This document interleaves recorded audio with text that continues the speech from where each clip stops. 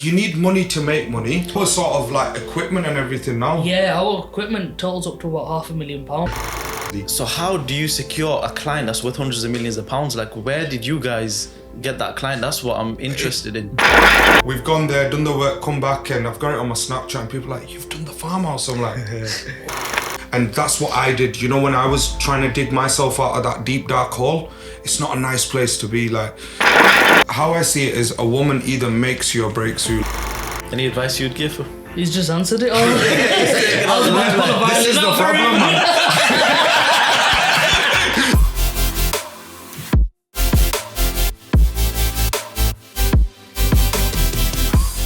Hi guys, welcome to another episode at the CEO Club. Today I've got Shah Hussain and Hassan Shah with me. I'm going to let these guys from the Sign Guru introduce themselves.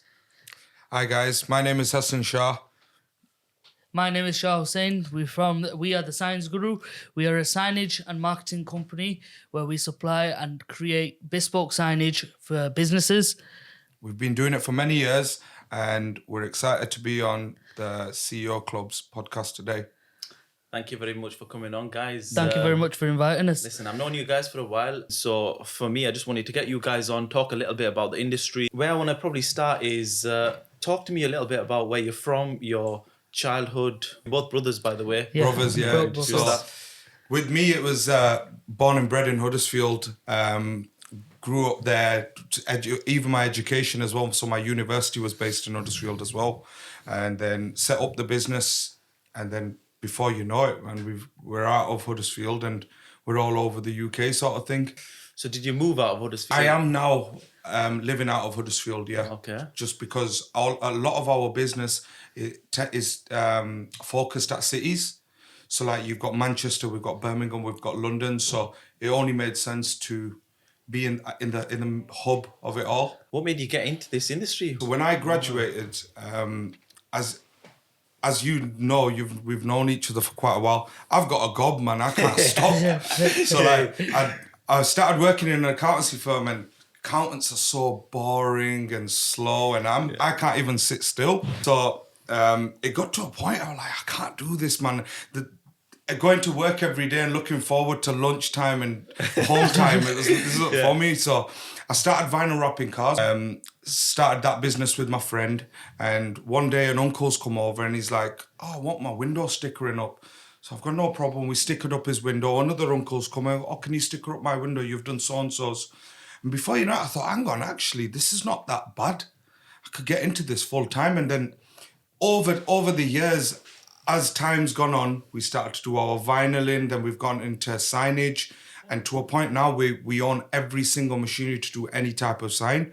Obviously, Shah came on board after. I came on board after about a year later, when the business started. I was in college, finished college. Then it's not like the business was anywhere, anywhere near a ladder, I should say. It was at not all. It was right at the rock bottom. He probably did like 2 signs that year.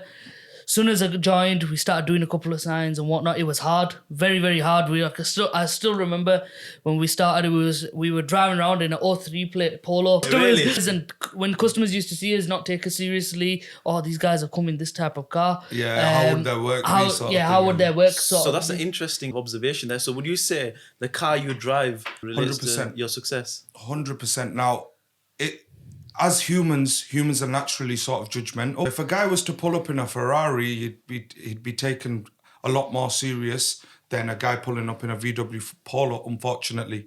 So what we realised is some sales that we couldn't close and some people we couldn't work with maybe was boiled down to the car we were driving or how we were coming across, purely because how people would see it is, okay, if they're driving a Polo, they're surely not doing that well.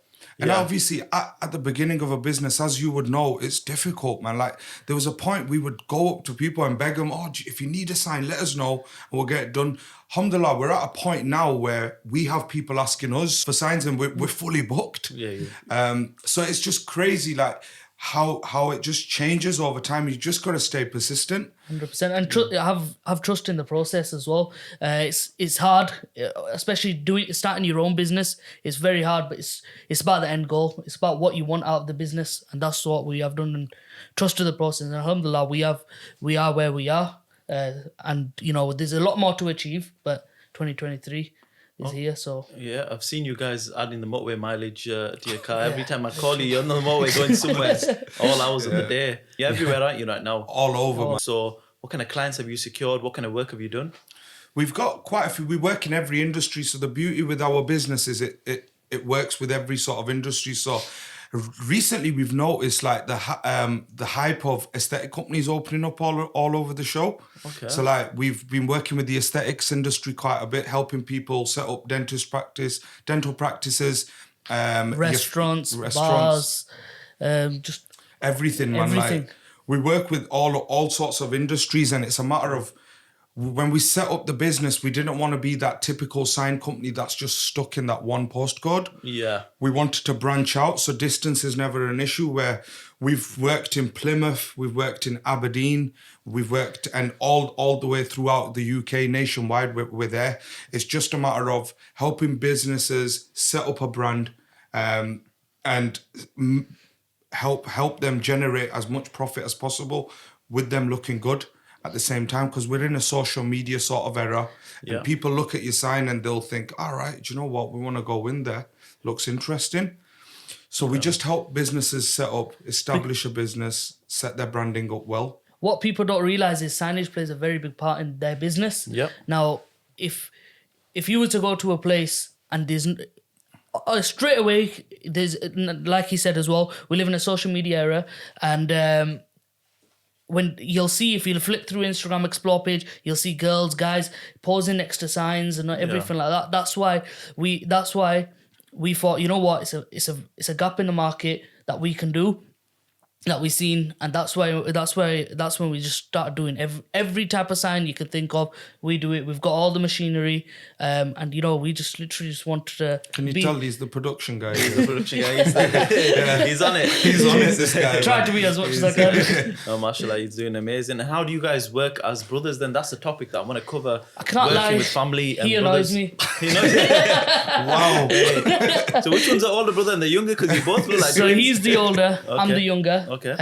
But yeah, I'd say he's more mature, this guy. man, He's bro. more Yeah, mature, yeah, yeah, you're yeah. older, and okay. Yeah, with how we've worked is it's a matter of splitting the business up. So what we do is he covers the production side, I cover the operations, the finance, and dealing with the clients, making sure the designs are on point and everything. And he does the production side for me is making sure it's all the logistics, making sure all the signs are done and out of the workshop on time, making sure all the machineries are working, making sure they're all serviced on time, making literally just the whole production side. I cover everything, and You do a lot of. He does sometimes. He'll be doing a lot more hours than I'm doing. Really? So Yeah. I'll be up at like 2-3 in the morning in the workshop getting signs done because they need to be sent out 7 in the morning. And then you're this going guy out as this well. guy's Yeah, he sleeping at home getting I'm not sleeping, but He says to me, "Yeah, bro, I'm doing some design work." Found out this guy's snoring away. Yeah, that's strategic. I like that. Okay. So how does it work then in terms of, is it just a 50-50 business? Is there anyone else involved, or how does that work? it's just us brothers, bro. Just brothers? Yeah, it's Okay. just us two. And do you know what? For me, when I initially I set up on my own. Okay. And I was going very fast. Like I was expanding very fast. And anyone in business who's in business knows that expanding at a fast rate isn't a good thing. You have to have it controlled. Now, on my own, I was moving fast. With my brother by my side, I'm moving further. And there's a big difference. So like, since Shah came on board with me, and the way we run the business since he's been on board is so different to how I was running it when I was on my own. So like, I can it allows me to take time away from the business when I need, and it allows him to take time away from the business when he needs. So we do a lot of crossover. So sometimes I might go into the production side where he needs a helping hand. Sometimes he comes over to my side where I need a helping hand. It all works. As long as you work hand in hand, things work out. And we've noticed that by giving each other sort of like, we've split it up quite well, I think. We have, yeah, it's very balanced now.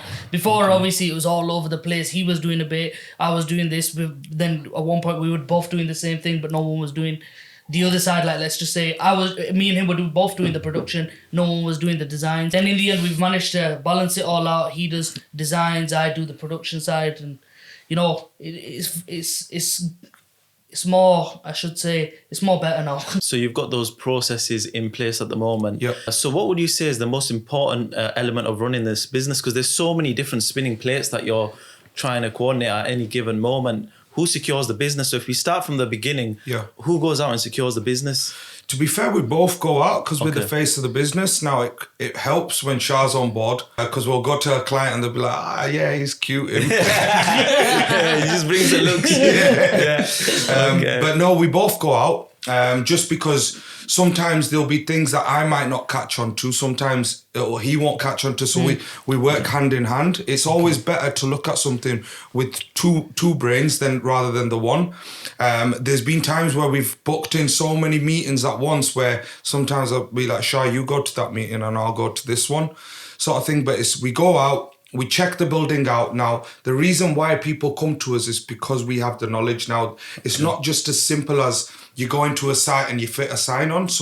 Even the smallest of the smallest jobs have had problems, man. Like, I wish it was smooth. It's never is. It's honestly. never smooth. Absolutely not. I was telling you guys earlier, and I'll tell these guys, I was trying to fit these CEO club signs on. The camera guys will show the signs, and I was trying to think, what do I do? What do I use? Like, blue tag. You've done a good job. Do you want to fit some signs for us? Listen, I'm looking for a new job. I might just join you. Listen, a bit of competition. It's an art, isn't it? And trying to get it right. And I think they're straight, but never really know. They look good. Let's just not get a spirit level out. We don't want to do that. No, but yeah, so that's apprentice level. Yeah. So for you guys, it is quite complicated. It is, man. So for the viewers, these guys fitted our sign at the Bespoke Suit Shop. Yeah. Did an amazing job. I'm going to get the camera guys to put an image of our logo just to show how complicated our logo actually is. I didn't really think you could get acrylic version of our logo on the wall, but it was amazing. It's got a lot of intricate detailing in your logo. So much detailing. Once the viewers see it, you'll actually realize, and the way that you cut it all out, it blew me away, to be fair. So you guys did an amazing job there. And I remember when you came to the shop, I don't know if you remember this, it was like a Sunday or Saturday, it was a weekend, it was late.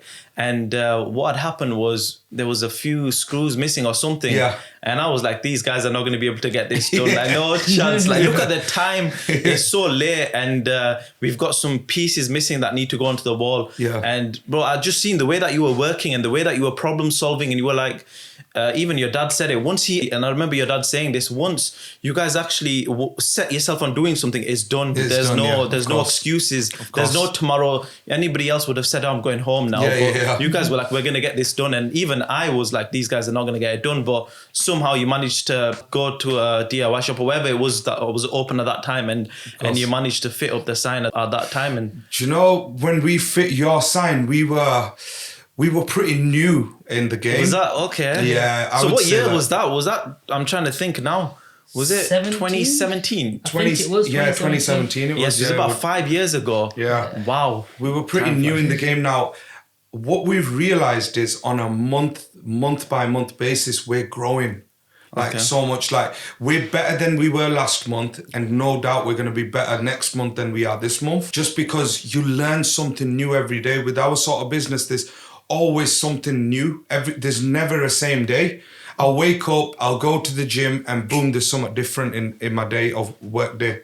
Yeah. And it's just a matter of you've got to adapt and learn. And when we did your sign, I can remember the DIY shop and all that. Yeah. Where we had to pop down and get them screws and stuff. But we're at a point now where we've got our fitters. And now these fitters are all certified boys.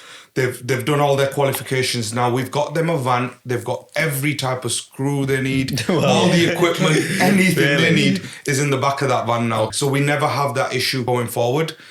But yeah, man, I do remember that Monati sign. Yeah. So you actually evolved the business to a stage now where you've got fitters. Are they working for the company then, and you're giving them the work? Yeah. So that's another spinning wheel. So that's the fitting side of it. So you guys not fitting anymore then, or do you guys actually? No. We go on site to do project managing. Okay, so you guys just because we don't want the client to. We want the client to take a seat back, relax, not worry about anything, and we make the magic happen. Yeah. So anything that goes wrong on site, which no doubt it always does, we're there to make sure it gets rectified. There and then. See, and you don't realize how much work goes into this sign. When I thought you were doing a sign, I thought you're going to print out this big sign. We're somehow going to stick it on the wall. It's going to be nice and cushy. But when you came and you're starting to drill all these holes, I'm like, shit, like, the landlord's going to kill me. Like, you've got like about 10, 15 different holes and everywhere. And I'm like, shit, I'm going to get in trouble for this. But that's the level of work each and every sign. Yeah, of course. So, mashallah, that's really interesting. So you've talked about a few different areas of the business, and I want to talk a little bit about your clients now and move it into that direction. So talk about some of your clients. I know you did the gift box in the shopping malls. That was big. That was a mission. That was a mission. That was huge. was a mission. I'll go from the start. So at the time when we got the contract for these boxes for the shopping centres, we literally bought an S-Class. We bought the S-Class on a Tuesday. On Thursday, we were on a UK round trip. Literally. We See, I remember on the motorway. Do you remember when you horned at me in the S-Class? I remember, anytime I'm on the motorway, you guys are whizzing Bro, past. that day was my wedding day, you know. Was that your wedding day? No That way. was my wedding day. I needed to get my car washed and I forgot to buy a tie. No way. Literally, I thought I'll get my car washed. There's a next there. I'll quickly go buy a tie, and that's it. No get way. to the hall. I was gonna say, That I was seen my- you. You were looking pretty chill, to be fair. To say it was your wedding day, still running around. Back to the boxes. That day, that week, it took 7 days to do the boxes, and we did 4,500 miles. I'm gonna get some pictures from you guys. We're Of gonna course. put it on the video, but explain what you mean by these boxes. Like, describe them. They were all your major charity organisations around the UK came together and said we want like a big present. It's like it mimics a Christmas present. It's huge, isn't it? It's huge. Like, It was huge. It probably fill up the room. It was huge. Now they wanted to get that fabricated out of metal, and so we've got it fabricated out of metal. Some bits got powder coated, some bits got vinyled. Now the beauty with working with some of these big clients is that they're constantly wanting things doing, so it's constant work. Now we had, how many was it? 17 shopping centres. The 15 shopping so centres. who's this client? Does this client own all these shopping centres? So Into Okay. is a company. I've seen that Trafford Centre. Yeah, Into Trafford Centre. So they own most of your major shopping centres around the UK. Wow. Including Meadowhall. They've got one of the Westfields as well, isn't it? One of the Westfields. They're all the way down in Plymouth and all the way up to Scotland. Literally, Literally yeah. all around. So that company's probably worth hundreds of millions of pounds, isn't it? Yeah, hundreds of millions of pounds, easily. So how do you secure a client that's worth hundreds of millions of pounds? Like, where did you guys get that client? That's what I'm interested in. They found us. They found you guys? Yeah, they found us. Yeah, the marketing team did a Google search, came across our website, had a look through it, seen the work, and then I could still remember I got a call, and and the marketing team guy goes, "Need some work doing. Can we have a meeting?" I'm like, yeah, of course. Just meet us at coffee shop. I'm thinking, yeah, coffee shop. Who's this guy? So we've gone down. We started talking, and he goes, right, I want this. We're like, all right, yeah, that's possible.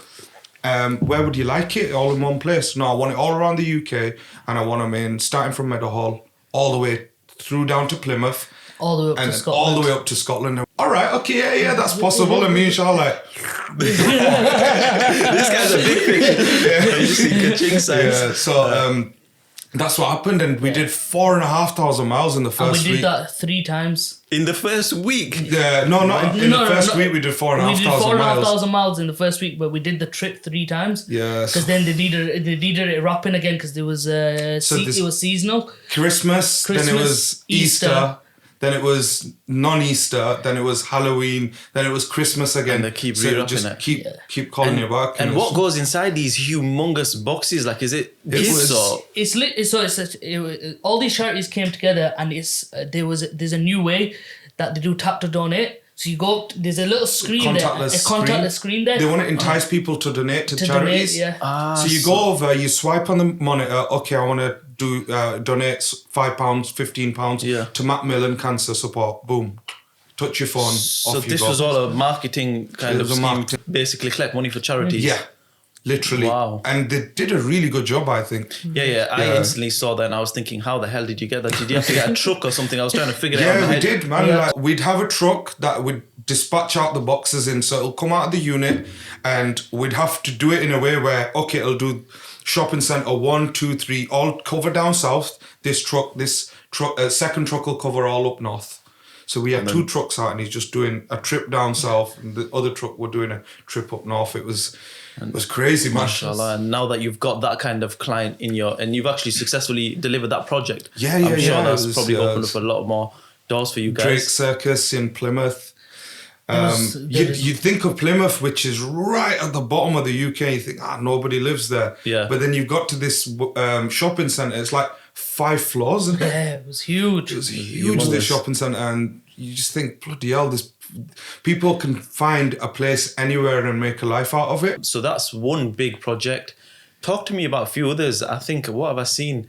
You do quite a bit of is it Chai Walas? Chai Panis, yeah. Chai Panis. Yeah, we've got one launching end of this week as well in Peterborough. We're going to go fit it tomorrow. And that's been a sort of epidemic of sort of chai places that have opened up in the UK. Yeah. So you guys go in and you just set the whole shop up, or? We do all the branding. So the branding. we work hand in hand with the project manager who's there, because they've got a guy that comes in, the whole team that comes in does the place, deal with the project manager, and we tell him, right, we're going to put a sign here, we're going to put a sign there. We always tend to say we're like glorified decorators. Okay. Once everything is done, we come in and say, right, this will look good there. What do you think? What about here? What about this here? And we just make it look as snazzy as possible.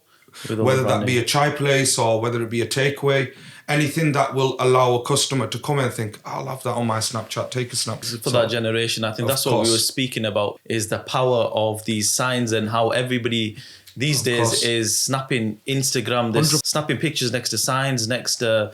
I went to a restaurant the other day and it had a bathtub and then sort of, with all the balls in. Yeah. And you think, well, guys, we can't probably get into the bathtub and take a little selfie. Yeah, no, you could probably get away with it. I tried. Have you tried? All the balls came out. That's for all the pretty girls, but it works because then those girls will then take snaps. It'll look pretty. It'll go on social media. You got plenty of guys out there that are then looking at those girls and then looking at where it's tagged. Of course. So a lot of people I've noticed will go to a place just because it's Instagram friendly. Yeah. Let's take your for instance, Elan Cafes down in London. Everyone goes there because it's pink, it looks cool. They'll get a cheeky little picture there. It's no different to another coffee shop. Yeah. Do you know what I mean? So I think it's a very social media driven era that we're living in. Okay. And this is where we come in because we get to do so much creative stuff. We've had clients saying, do me something that is going to wow people. And that's where we come in. We use our creative brains, bash them together and come up with a design. And if the client likes it, happy days. Like we did a pizza business the other day in Leeds, and they go, we want people to look at us and notice us from a mile away, and you can see them from space. That sign is so bright. What did you do? Was it just the colour of the sign? Yeah, so what we did is, you'll get a normal traditional aluminium board, and then you put a logo on top. What we did is we put like lines across it, and I'll need to show you a picture. It looks so cool. Good. Yeah, it looks really cool, and you'll see it like we've put like a geometric sort of pattern through the whole sign in red, and it's all illuminated. But honestly, you'll see it from miles out. It stands out like a sore thumb, and that's what customers want. They want to go to a place that's that stands out. Because for instance, me and Shah we were in Kettering, middle of nowhere. And we're like, bloody hell, I'm starving. Where do we eat? And we're like, do you know what? Let's go down the busiest road and look for the best sign. Whoever has the best sign has most likely got the best food because he spent money on his branding. So that was your thinking? Yeah. Okay. And we've got a chicken burger, right? Chicken burger meal. And it was disgusting. It was the worst chicken burger I've ever had. Really? I swear it was pigeon burger we were calling it. No way. And very bad. But in the end, the guy still made money, and it was purely because of his branding. And we're like, this place looks cool, man. I got a Snapchat indirect marketing for him. While I was waiting for my food, we got a picture of the sign saying, I can't wait for food. Yeah, the little quotes, yeah. And we had the food and it was nasty. It was disgusting. Didn't but the guy still made money because he spent money on his branding. He spent money on the branding. This is how important it is. Nobody knows about you. Nobody's going to come to you. You have to spend money on the branding. It's interesting, and then moving on from there, we go to the farmhouse. That's is the similar sort of topic. It looks good. Their food's amazing. Yeah, of they course. back you up with their food. Their food is really nice. Talk to me about that project, because the farmhouse is well known up and down the UK. Every Asian, everyone in general knows the farmhouse. Their food's amazing. So how did you get that project? Them guys, so it was Shah who got that project come through. He's rang me up and he goes, "We've got a place called Farmhouse on up." And when the first time we ever met, I genuinely didn't know how big this place was. We've gone there, done the work, come back, and I've got it on my Snapchat, and people are like, "You've done the farmhouse." I'm like, "What is this?" I was literally walking down in town centre. You've done the farmhouse. You've done the farmhouse. You've done the farmhouse. Yeah, wow. What is this? What's If this buzz all about? If I had £1 for every time someone said it, I'd be in there by now. It's huge, man. Probably Literally, one of the biggest restaurant brands for what they're doing in the UK. So for them guys to trust you with their signage just goes to show what kind of level you're playing at now. It's not your little corner shops or anything at the moment. Not that there's anything wrong with corner shops, but you guys are now moving on to the big boys. Field. Yeah. So those guys, talk to me about them then. What? So with them, it was we've gone down because we always client will ring us no matter how far they are. Distance is never an issue. Like I said, they've rang us and said, "Lads, we want such and such." We're like, "Do you know what? Whenever's good for you and whenever's good for us, we'll fly down. Let's have a meeting." And we got down to Coventry, had a meeting with them, gave them some suggestions. And they went ahead with everything. They go, "Guys, we've seen your Instagram. You seem like you know." And we've had a meeting with you guys. You guys seem like you know what you're doing. They had quite a lot of ideas as well. Before you know it, we got it done.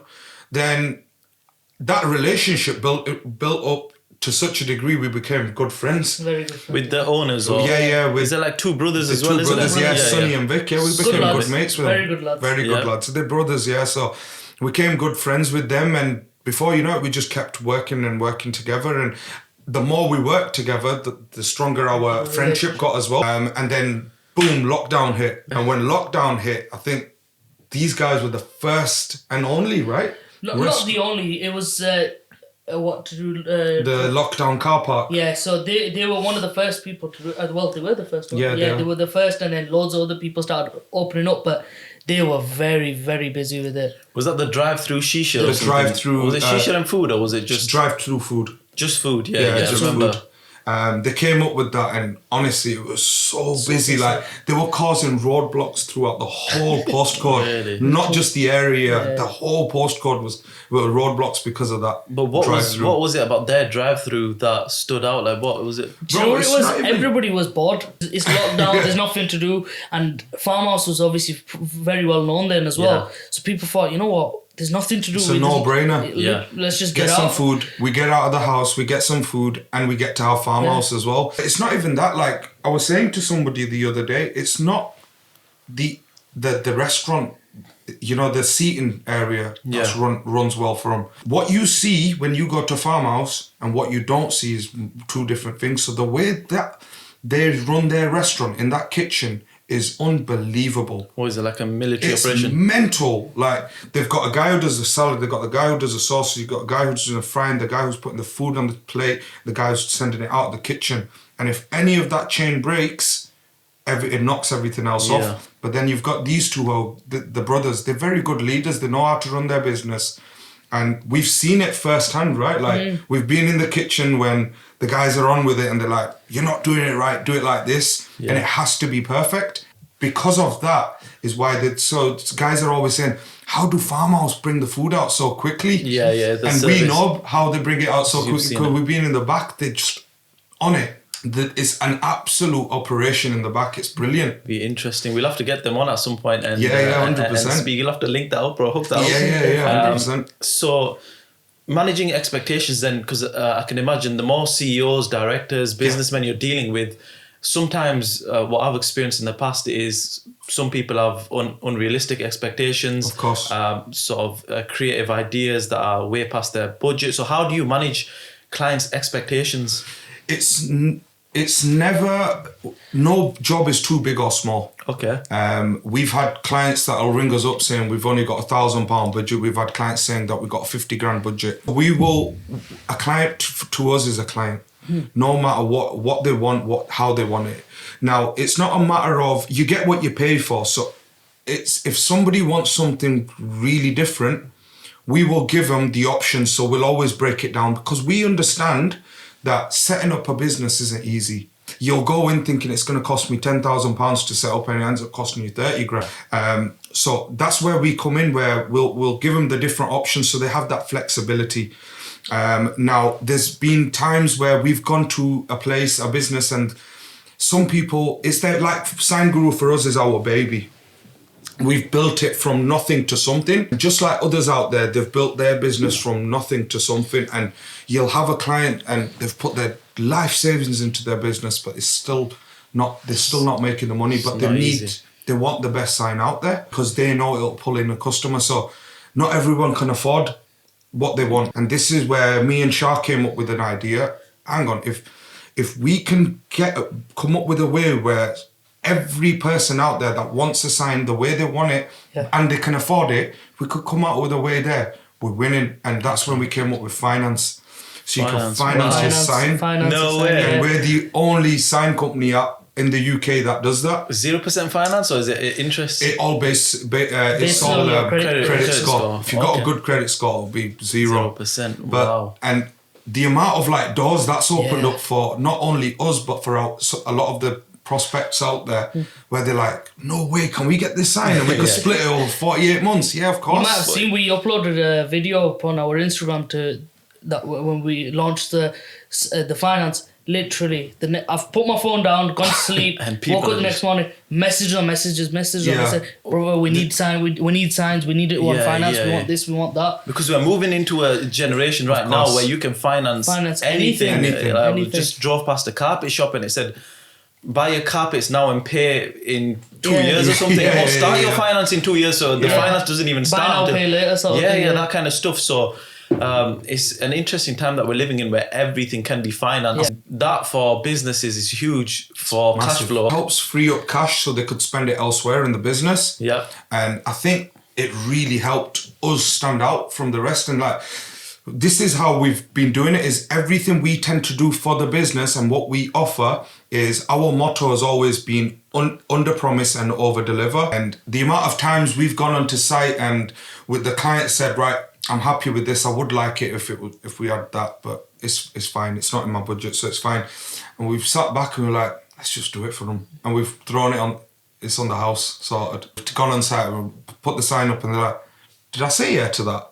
Like, no, you didn't say yeah to that, but we've done it for you. We've had people crying in the past, and it just makes you feel, because we're adding value to their life, their business. Yeah, and you're building a relationship as well. Of course. Never forget that. We want to help people out as much as we can because that's what our business is. It's helping people out wherever we can add value, we will. So what are your morals then? Do you know, it all boils down, when it comes to morals, it all boils down to upbringing. Now, 100%. We've always been taught is be honest, be just, and help people out wherever you can. Okay. And with business, a lot of people will tend to get into business and think, yeah, let's make a little bit of money here. We'll make extra money wherever we can. It doesn't work like that. For us, it's more about turnover. So the more we do, the better for us in that year. So we can I can go there and we can make £10,000 on a sign, but we will potentially lose that customer.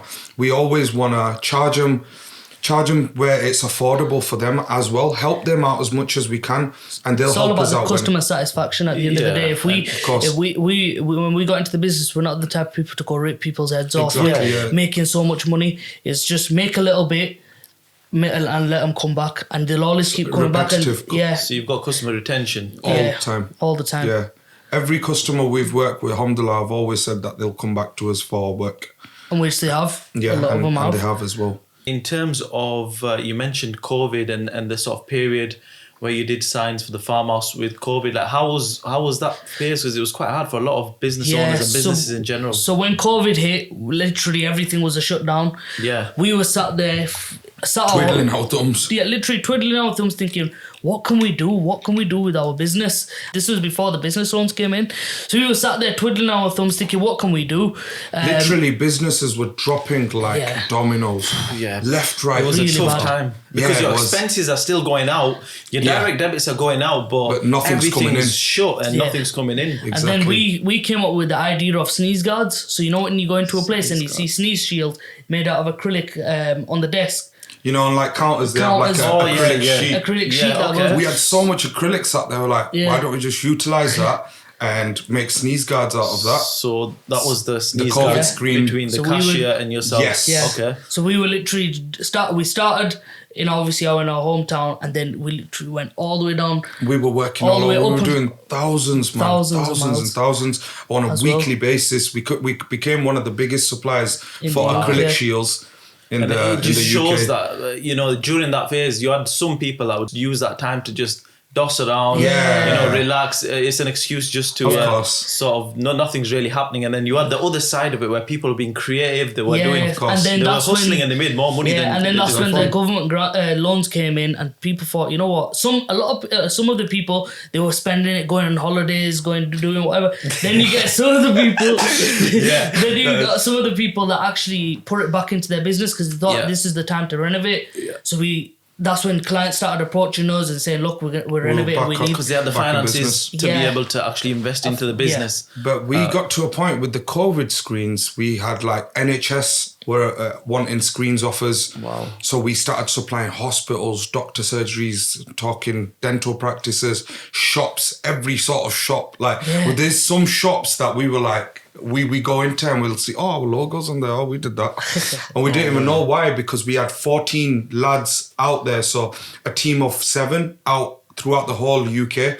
So we had got sneeze shields coming out every day and getting dispatched out. So you were manufacturing them and then we had sending them out to fitters, the fitters were going Fitters out, were- fitting them left, right, We and were centre. even going out as well. Sometimes me and him would go out and fit Go them. out and fit them ourselves as well. I'm 'Cause it was telling you, so like busy. it was like from literally the top of the country to the bottom. Everyone, as many people we could supply, we supplied. Because what else happened is when we thought this can work, is we ordered a ton of acrylic. I was literally ringing up suppliers all around the UK. How much acrylic have you got? Okay, I want taking it. them I all. want it. I want it. I want And it. I you- want it. you took and it, I ended up renting out 2 big units because that's how much we had. We had Because we had so so much much acrylic, acrylic, and then that's when there was a shortage of acrylic. Then there was a shortage of In the 2 units. Then there was a shortage of acrylic, and people found out that we've got the acrylic. So some people were ringing us up. What's the price on it? What's the price on it? And obviously we could charge a little bit more, So so just we would inflate it, we yeah. would Yeah, just it was boom, boom, boom, Yeah. shifting them out. Yeah, I think prices went a little bit daft at one point. didn't they, Yeah, for they did. everything. Not just acrylic, it was just people were playing. I remember people going to the supermarkets and Yeah. fighting over tissue. Do you remember the tissue bins? yeah. Everyone was just fighting over tissues. And I was one of them. people just, well, it actually became like a flex where you'd have like a bag of tissue and you got it inside. These are my Walking tissues. out with sunglasses on and tissue on your shoulder. It's a weird phase that we went through. Like, Yeah. I think we're gonna look back and really, it was just Yeah. weird, weird times. Embarrassing, bro. It was embarrassing. I still don't get till this day what was this toilet paper all about. I don't know. I think there must have been a still issue. don't Was there a think- shortage or something? There was salt as well at a point, yeah? Yeah, salt as well. Yeah, Salt, yeah. salt. But See. toilet paper till this day, I don't don't- get why people were getting toilet paper. I remember being in a supermarket and everyone was fighting over the toiletries and the tissue paper, and I was on the Easter egg. I was just like putting all these Easter eggs, thinking if we're going to be locked up, I need Easter eggs. So I was just stocking up on them. So just whilst we're on the topic of COVID. We'll talk a little bit about mental health. So, what's your experiences on mental health? I know that a lot of people went through a lot of stuff, business owners and people in general. Do you know mental health? I've been like very supportive of mental health for quite a while now, and it's not even just COVID. There's so many factors that play a part in mental health that can affect you negatively. Now, especially in men. Now, I don't know if you've noticed, the suicide rates in men are a lot higher than they are in women because men don't talk. They seem like they can't talk because it makes them look weaker, and like the reason why I'm so like supportive of that is because I went into depression big time at a point in my life, and that I think for me was a turning point in life, and hence I've done so well in business is because I managed to dig myself into a black hole, but also get myself out of that. And it's not easy, man. It's so difficult. Like I'd say, so I went into depression big time around like year 2018, 2019. Now, around that time, business had fallen to its knees. I'd gone through a really, really toxic, sticky divorce. It was difficult, man. And for me, it was very difficult to speak to someone, but I had around me good people that forced it out of me. And I think because I spoke about it, it helped me feel better and take that sort of weight off my chest. But I just think like then going into business isn't the most sanest thing either, because like a lot of people think, happy, it's all like it's a garden of roses, but they don't realize there's always ups and downs, not even in life, in business. Like you'll have your highs, but you'll also have your lows. And that plays a big part on somebody's mental health. Like for me, it was, and we still sometimes do get it. Like we'll have so many dry patches in business, but what you've got to do is realize that you've just got to keep powering on. You keep your eyes on the prize. You've got to focus and look at the end goal. If it's how bad do you want it? What is it that you're trying to achieve out of it? And obviously that's what we do on a daily basis. We graft as much as we can because we've got the end goal that we want to reach. Okay, what is the end goal for you guys? The end goal is, for me, would be financial freedom. Yeah. Just because I'm not saying I grew up in poverty, but grew up where parents were struggling, they tried their best, and I could never fault them for that. Whatever we ever wanted, they put on the table. But I want to be at a point where we've got that financial freedom where I don't ever feel like I need to sort of depend on anyone other than myself.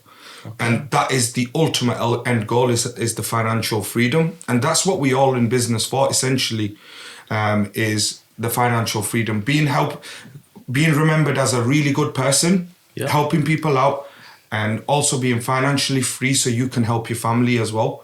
And it's literally that for me.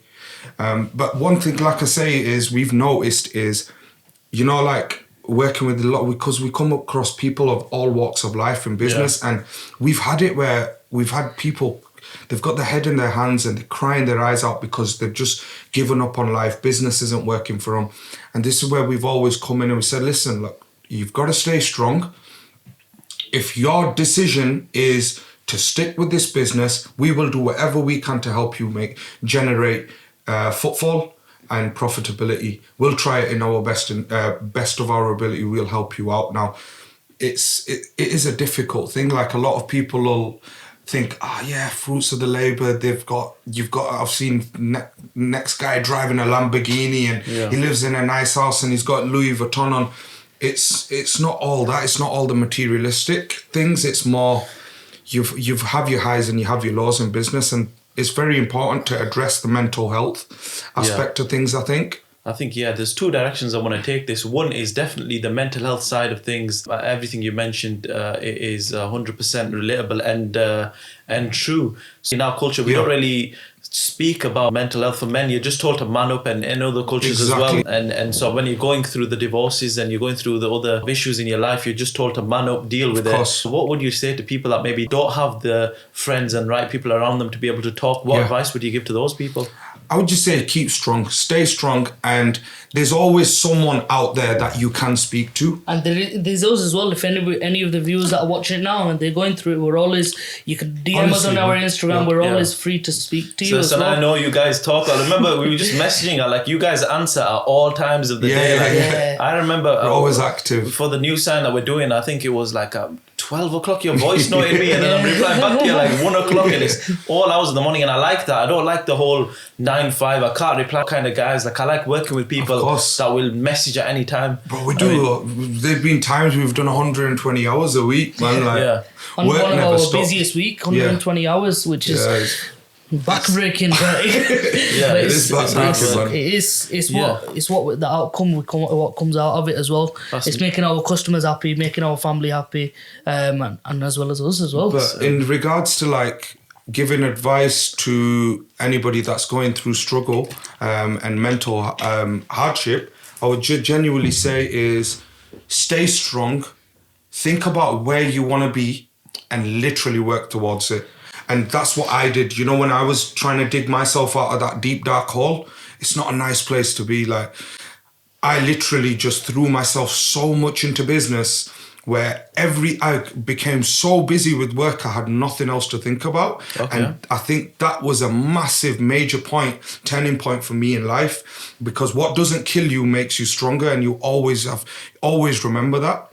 So that would be my advice to somebody is try envision where you want to be and then work towards it. Stay strong. And if there is, like Shah said, that somebody wants to speak and they haven't got anybody to speak, we're always here, man. We're all ears. So that's really good advice. And the other direction that I wanted to take it in, which is what you mentioned about financial freedom and wanting to secure that financial freedom.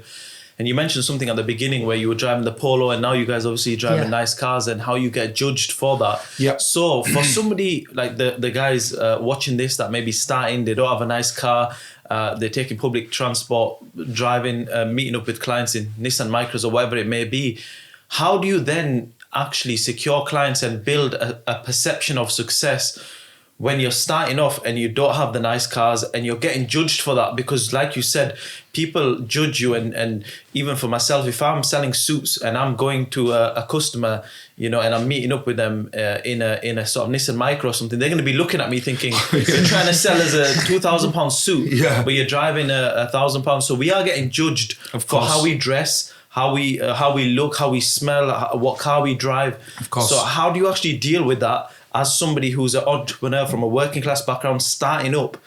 And how do you actually secure those clients? Do you fake it till you make it, or what? I was just gonna get onto that. I wouldn't say fake it till you make it, but it's all about mindset. Okay. Now, anything you need to do in life, knowledge is power, and 100%. we had knowledge, so we did whatever we can to build our knowledge. So anywhere we go and anybody was to throw any questions at us, anything to do with signage, we would be able to answer it. So whatever the business they're looking to get into, you need to know what you're getting yourself into, essentially. Like, you need to be aware of it. Then use that knowledge that you've gained and win over that client that you're going to see. And I think that is the main thing, because one thing we've been there, so like, we know that, your perception and the way you hold yourself and talk and everything, it plays a big part in what you drive. The materialistic things do help people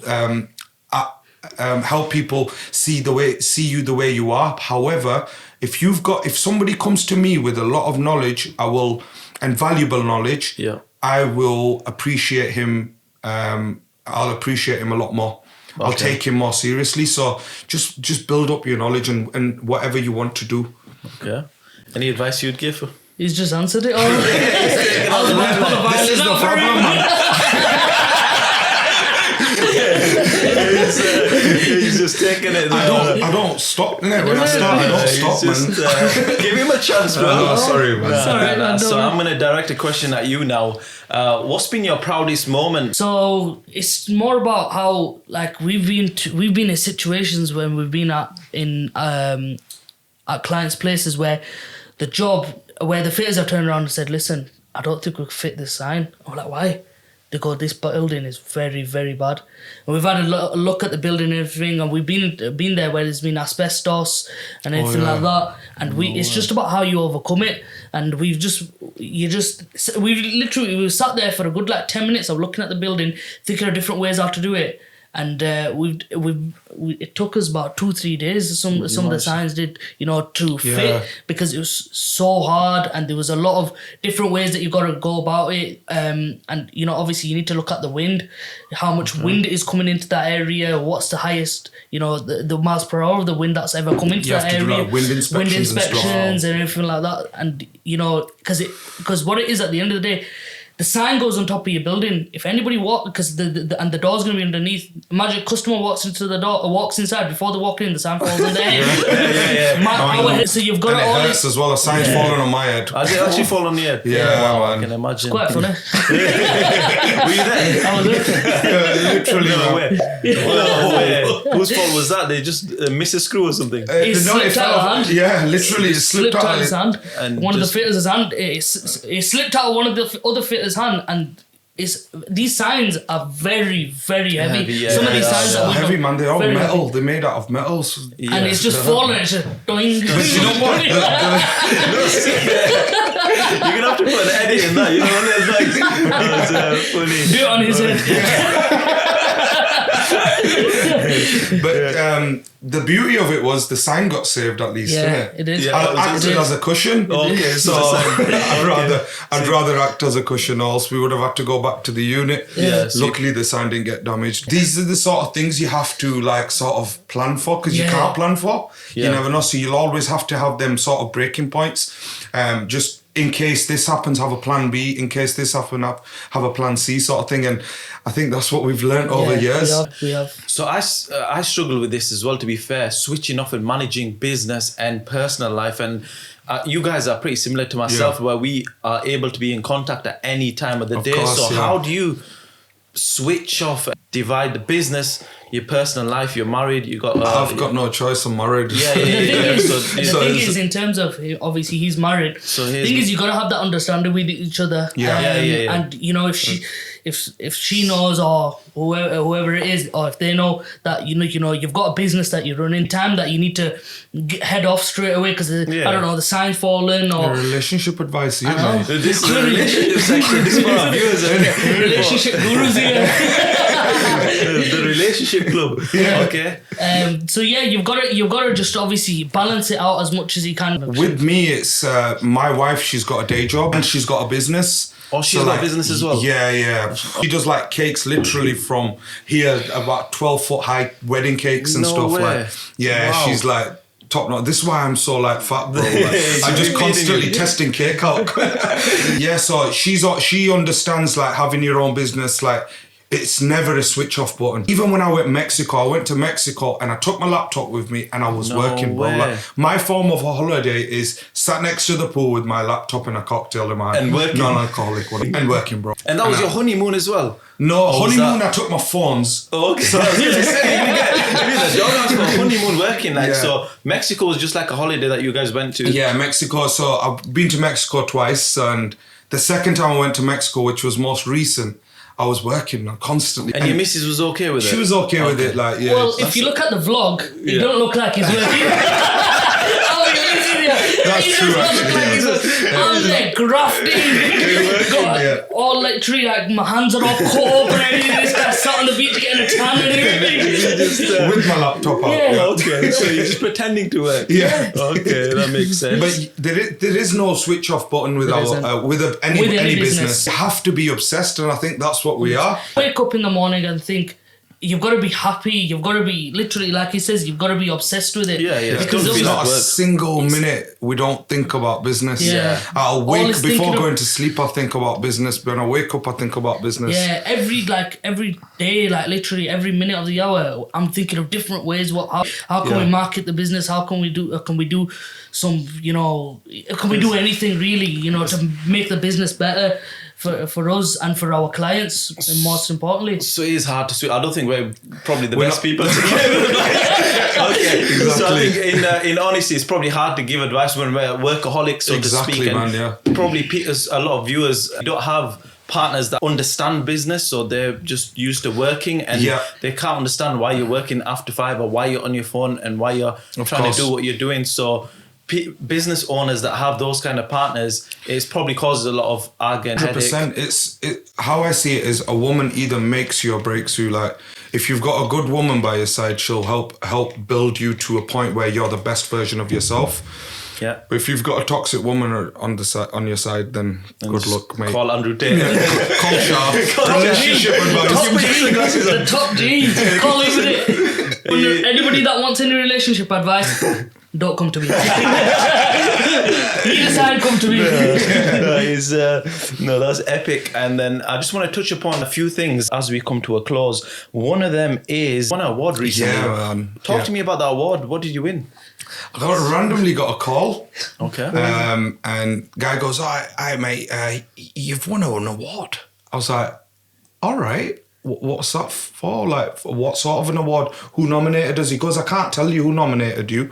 And it's a proper award, so like Yorkshire Prestige Awards, it's called. Okay. And we got Commercial Signage Business of the Year, 2022-2023. So it was such an achievement because like we've gone from nobody knowing us when we first started to now everybody knowing us, and we're recognised in the media for it as well, and getting an award for it. I think it means a lot. And so I rang Shah, what's going on here? Did you nominate us for an award? No. So we rang around, ringing everyone. Did you nominate me for an award? Did you nominate me? Yeah, but we ended up winning it. Yeah. Wow. And it was such an achievement. It is. Things like that makes us think that this is why we graft so much. It makes that hard work pay off sort of thing. But there's obviously a lot more to achieve. Honest, till this day, we don't know who it is. Well, so if there's anyone out there, thank you very much. I'm going to miss something on the podcast. I'm going to take credit for it. It was me. Thank you, bro. No, it wasn't me. So if anyone knows and they're watching the podcast, own up, and you'll probably buy them a little present, maybe. 100%, man. Buy them a coffee, whatever they want. So, ending on a few points. One of them is talk about future plans. What you guys up to now? Any big clients you're working with? What kind of work are you doing? So we are working with a few big clients, but we can't disclose. We've got NDA signed. Yeah. Oh, no way. But if you ever need any popcorn chicken, bro, let us know. Popcorn chicken? Popcorn chicken, yeah. Okay. So if you ever need that, before you think about it too much, let's get on to the next thing. I don't want you guys to breach any contracts, but we let the viewers comment in the comment section. Popcorn chicken. That's gone right through me, bro. I'm never going to try and act like I know. Go to Chicken Cottage for popcorn chicken. Fair enough. So unless we've got this big client on, and all over the UK. So they're famous for popcorn chicken. They're famous for. They're famous for a lot of things. Don't go into it. Do it about tomorrow. We get cancelled. We've only done one. Right. Okay. I guess it's a shame though. When you sign these NDAs, you can't say anything, and it's like. But what is the benefit of signing an agreement? Competition. Yeah. Competition. So, for instance, I'm gonna say it then. So it's competition, bro. So it's like a lot of big brands don't want their suppliers to be used by their competitors. So, for instance, you've got, I need to say it again. You've got Burger King and you've got McDonald's. Yeah. Burger King wouldn't want their sort of sign guys to be doing McDonald's purely because they want them to be exclusive to them. Yeah. So it's them sort of reasons. It's legalities as well. So it's just either way, as long as you get the work, it's all right. Yeah, absolutely. Of course, it's in your client bank. So just touching upon finances, I just want to talk a little bit about how much money can you guys actually make from this industry? It's lucrative. It can be lucrative. Now, it depends on really how much you want out of the business. In any business, really, it's about how much you actually want to. Juice out the business. You can make however much you want. You can make 20 grand or you can make $1 million in the first years. But it's about how much you want in it. How much you want in it. How much graft are you gonna put in? And you just gotta literally just trust the process. I know some figures because I was speaking to somebody about it the other day. Now that's why we want figures for clickbait. 2030. The signage industry market is going to be worth £49 million. 49 million? Yeah, £49 million. The digital marketing industry is going to be worth £63 billion worldwide by 2030. So we're talking billions here. I'm talking billions. Millions in the UK. Even if we get a chunk of that, I'm happy, mate. Yeah, you know what I mean? So that's the goal. It's just because we're in a time where people are starting to realize working for someone, working a 9 to 5 isn't going to cut it, and it's become a bit of a sort of a buzz to open up your own business, and that's where we come in and we will help set that buzz up. This channel is attracting people that are interested in signing their businesses, so if they're interested in speaking to you guys, drop us a DM on our Instagram. We literally can advise you as much as we can. As much as we can, yeah. Yeah. Anything that we think will drive, because we've got so many ideas, that we think of. We're like, shall we do it? Nah, just leave it. Let somebody else do it. So we'll always advise somebody. Actually, this is a gap in the market. Why don't you go for this? Yeah. And it always because we've got so much on our plate at the moment. Is that doing a hell of a lot? Yeah, too much. I think one of the things is because you're meeting so many CEOs, you're literally at the CEO Club podcast, you're meeting so many directors, CEOs of businesses. You guys have got a good insight into what it takes to succeed, and of course, maybe some of the entrepreneurs that fail. So what would your advice be? So from your learning, looking at all these entrepreneurs, working with them, what is it about them? What is it about Farmhouse? What is it about the Chai Bibis and the, did you say Chai Walas? Chai Bibis, Chai Panis. You cancel them as well. Okay, you know what? You can keep that in the podcast because might as well call it the CEO Cancelling Club. So obviously there's so many chai going around. So which, just to clarify for the podcast, you guys are doing chai pani. We've done some cha-cha-chais. Cha-cha-chais. Yeah, and there's quite a few others as well, isn't it? There's quite a few others. Like, your independent ones as well. Yeah, the small ones. Chai this and chai that. There's so many chais everywhere, but our main thing is chai pani. Every chai pani that sets up around the UK or worldwide goes through us because they was set up in Morocco as well. Really? So you're meeting up with all these CEOs, you're meeting up with all these directors. What is it about these guys, their personalities, what they're doing? Like, give some advice that we can take on board. What are you learning from these CEOs and directors? Oh, what we're learning. So for me, it makes the way how they are. It makes you want to elevate even more than you actually are. It gives me the motivation to do even better than I am. Not trying to say I want to do. I want to be on their level. I want to be better than them. Okay. If I can, inshallah. So. And you've just gotta keep sticking at it. You know, at the end of the day, they say as well. Was it Dan's Pina? I can't remember. Dan's Pina. Just cancel a lot of it. Dan Pina, you mean? Yeah, I think it was. Show me your friends and I'll show you your net worth as well. Okay. So you even the people around you as well. You've got Mr. Pina. Mr. Pina. Mr. Pina. The people around you that you keep as well, you know, you are the company you keep. These guys that you're keeping company with, the CEOs and the directors. Yeah. Like, have you noticed anything about them? What are they driven? Like, what is it about them that's making them run successful businesses? Because so many people are failing. Level-headed. Yeah, you have to be level-headed, man. Like, there's so much that goes on on a day-to-day basis in a businessman's day. That you've got to stay level-headed, man. Like, make sure you've got your eyes on the prize, focus, and get the job done. One thing I've also noticed, not only with the big boys, the big sort of CEOs, the millionaires that we've met, just anyone that's getting into business and is doing well, they're all good at sales. And that is one of the most important skills you need to succeed in business, is sell. Because if you're good at selling, you can sell anything. Okay. And you need to know your product, sort of thing. And yeah, just being good at sales and being level-headed, I think you get far. Confident as well, obviously comes within them as well. Of course, yeah. You've got to be confident, even if you don't have no sales background or you're getting there. You've got to be confident approaching people, going down there, searching on Google. Google's our best friend nowadays. Uncle Google. Yeah, if anything, we get stuck in anything, Google it. Literally, I've got this, I've got that. Or even come and approach us as well. Like I say as well, approach us. We'll try advising you as much as we can. So I think personality definitely makes a big difference. But for 100%. those that are maybe, to play devil's advocate, if they're introverted, they're shy, they're quiet, not really confident and able to have conversations like we're having right now, do you reckon you could succeed in business? Or I think so. If you take it, for instance, some of your most successful people, so you've got David Goggins, very successful at what he does. He's an introvert, and if he can do it, I think anyone could do it, because he was at a point where he used to stutter. He wasn't that confident at all. He used to stutter when he spoke, and the only thing that he has always said is you've just got to get on with it. The more you know about something, the less the less you will be inclined to stutter. Yeah. For instance, you'll be more confident about addressing it to others.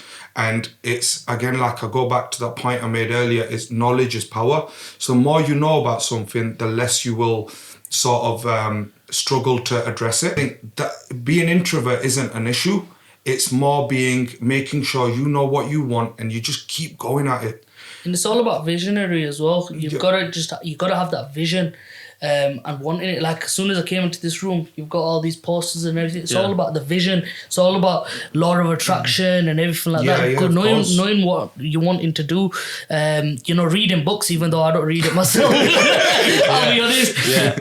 I'll be honest. I don't really read books, but try reading books and stuff like that, and just educating yourself. Looking at motivational videos. YouTube's got a whole load of them. Netflix, they've got a whole load of motivational movies and everything like that. And one of them for me is Wolf of Wall Street, I'll be honest. Yeah, he's on Wolf of Wall Street, man.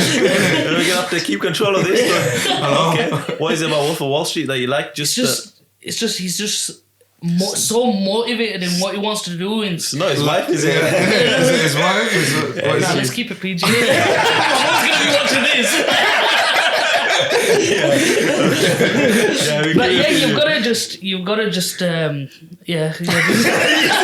He's distracted.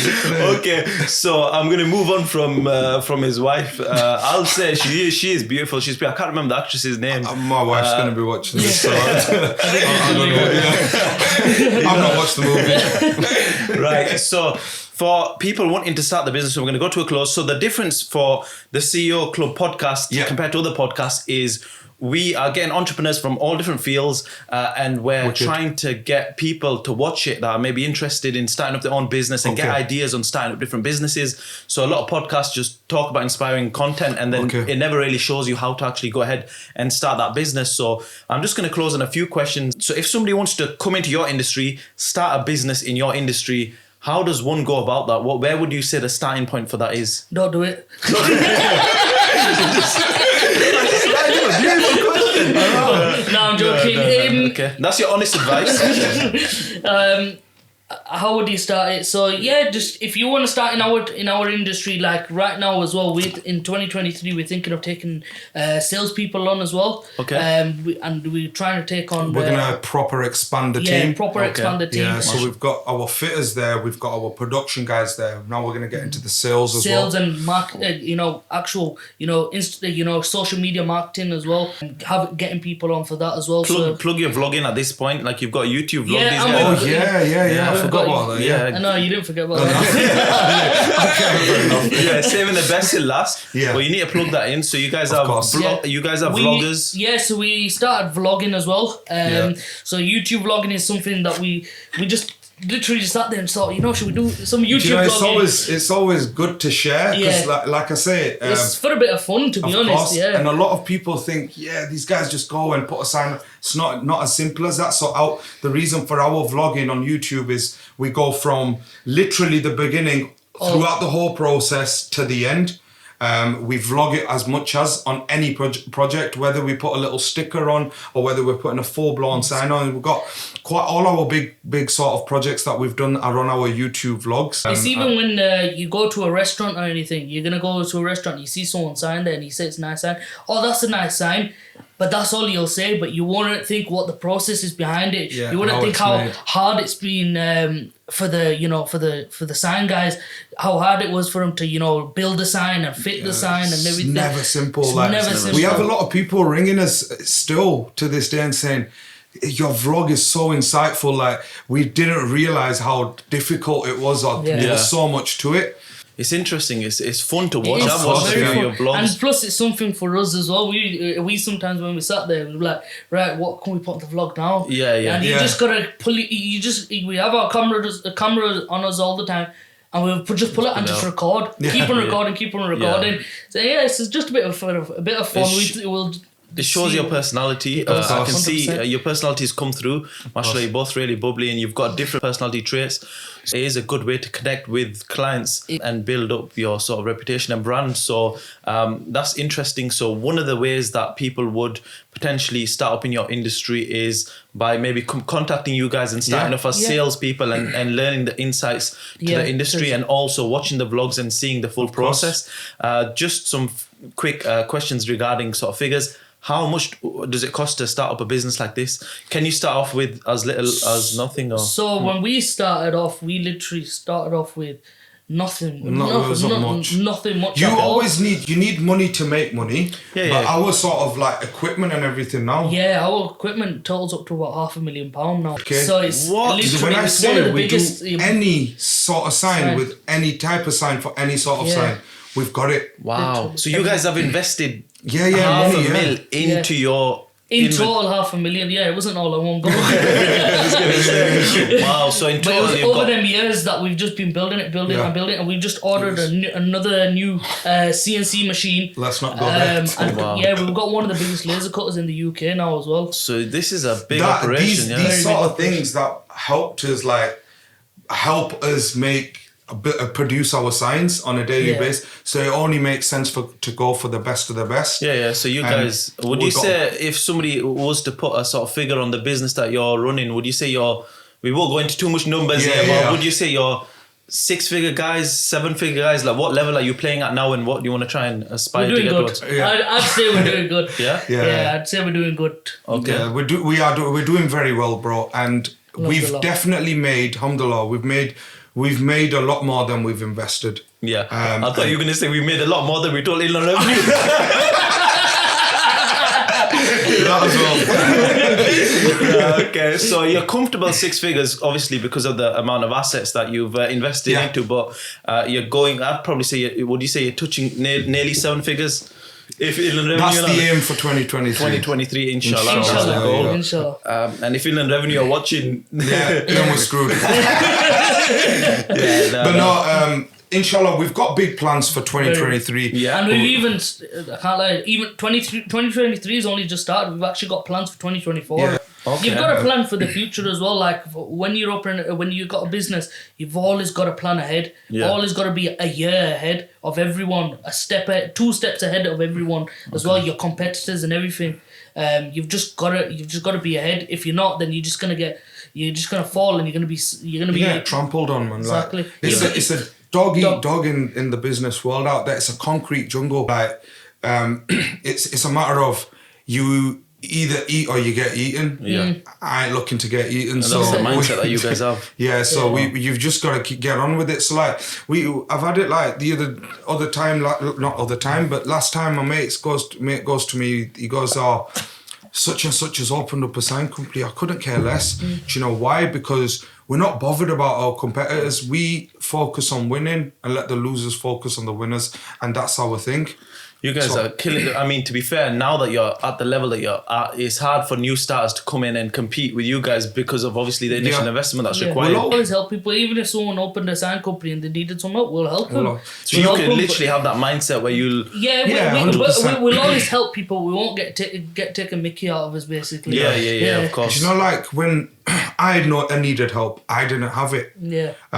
So I always want to be the type of person where if anybody comes to me for help, I want to help them out because not a lot of people out there help. I think that's an important mindset to have, and I think that's 100%. One of the reasons why we got you guys on is the networking side to the podcast, and what we're trying to do is get the right people on with the right mindset. Yeah. You can have that closed-minded mindset where you just think, oh, that's going to be a competition. I'm not going to give my secrets, but everything I've done in business, recruitment, suits, whatever I've got into watches, it's always been somebody that's experienced in the industry that's given me an insight, given me open the door, and then I've then been able to put my own little touches onto it. But if you don't have that mentor or somebody who's experienced guiding you, then it's hard. So the fact that you guys are willing to do that at the level that you're playing at is amazing, and obviously you're a huge inspiration to the guys that are watching. Thank you, bro. Mashallah, you're doing an amazing job. I'm gonna plug some of you, if you send through some of the videos, some of the clients that you guys are working with. Course, I'm gonna plug them in. I'm gonna put your details in the wherever it is, the bio, wherever this goes out to, and then if anybody wants to contact you guys, get a sign. Is it worth dropping a message, or what's the best way to contact you guys? Check our workout on Instagram. Instagram, yeah. What's the Instagram handle? Is it the Science Guru? Yeah, It's on the cup. It's on the cup. At the Science Guru. Okay, we don't wanna. we don't want anyone getting confused. Yeah, so the Science Guru. The Science Guru, yeah. So you can- anything you need, just contact us Drop via us there. a DM. Our email's on there. Our website's numbers on on there, there. and our numbers on there. Drop us a message. Drop us an email or give us a ring. We're always available. Yeah. We're always there. So. Yeah, well, I'll be getting another sign made of you guys, definitely. Inshallah, no problem, man. We'll get a few sign made and make you a suit as well for 100%. I can't wait, man. Yeah, I'm gonna make get it you for one. my wedding. Your wedding? Hey, are you announcing something? Few years. I need a few years. All right. So he's gonna announce something on the podcast. Not yet. Not yet. Do you want to get married? CEO Club exclusive. I'll get you on a flight to Pakistan. Not getting married yet, but if If what? yeah, let's not say my mom's gonna be watching this. Oh, she's gonna watch it. Okay, yeah, that's fine. If there's anyone out there, then of course. DM him. Again, on the Science Guru. I'll bet him. Not the business page. Not the business page, please. Yeah, no, but amazing to have you guys on. Thank Love you as very much always. for You're having good us. friends. My bro. Appreciate it. And we'll go grab something to eat.